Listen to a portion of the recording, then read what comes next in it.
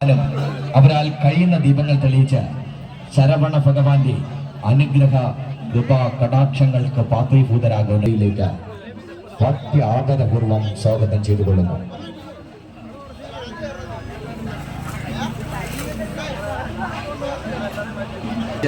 വായനശാല മുതൽ ആലമ്മൂട് വരെ നമ്മുടെ ദീപങ്ങൾ തെളിയിക്കാൻ വേണ്ടി എല്ലാ ഭക്തജനങ്ങളും സഹകരിക്കണമെന്ന് അഭ്യർത്ഥിക്കുകയാണ്.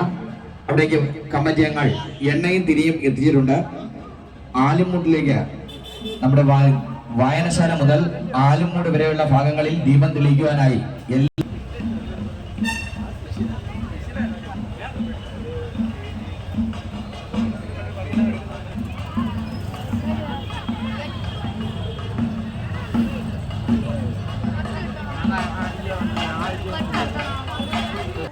ശതാനനം കുങ്കുമരക്തവർണം മഹാമതീം ദിവ്യ മയൂരവാഹനം രുദ്രസ്യസൂനം സുരസൈന്യനാദം.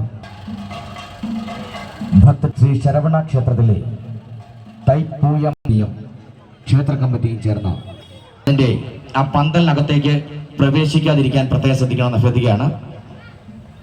അതുപോലെ തന്നെ നമ്മുടെ പുതുതായി നിർമ്മിച്ച ക്ഷേത്രത്തിന്റെ ഇടതു ഭാഗത്ത് പൂജയ്ക്കായി പൂജാകളങ്ങൾ